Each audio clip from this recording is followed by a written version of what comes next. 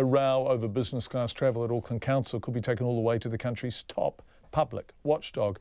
The council spent $1.1 million on international travel in the 20 months to August, with nearly half of that spent on 63 business class flights. Now, two councillors say CEO Stephen Town's rejection of their motion calling for a debate about the ratepayer-funded travel at a council meeting is undemocratic. In the meantime, council staff, including the mayor, continue to fly business class and accrue air points. But the council says they can only use those air points for work purposes, although it can't say how it polices that.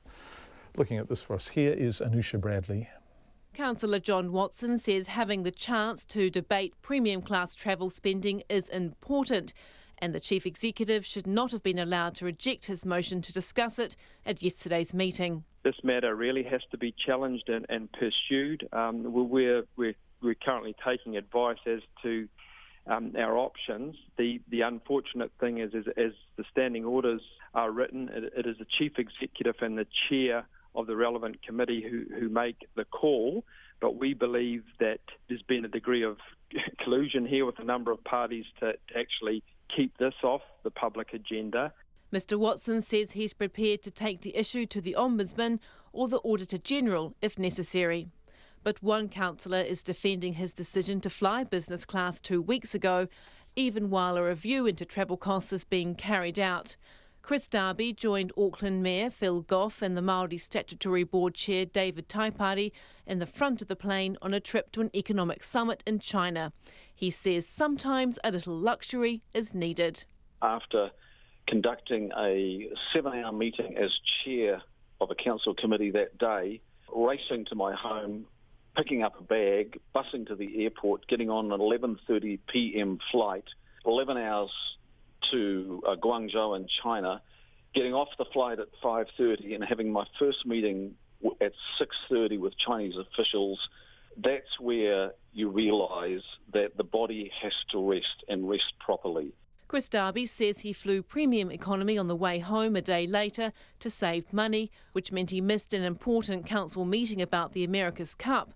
Fellow councillor Ross Clow and 14 council staff also went on the trip, but they flew economy or premium.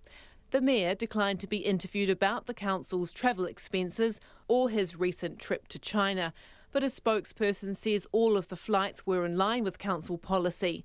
But a Manuera Papakura ward councillor Daniel Newman says there's no need for any staff or politician to ever travel business class. I represent some of the poorest people in Auckland, and I think it is absolutely on the nose, over the top, very expensive, not justified, and a very poor statement about how this council is out of touch with the people who fund it through their rates.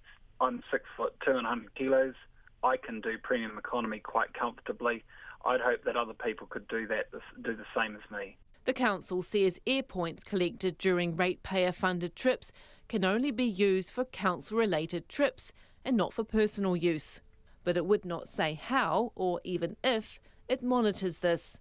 Chris Darby says he thinks he might have collected air points on a council-funded trip to Adelaide 3 years ago, but he didn't know about the policy.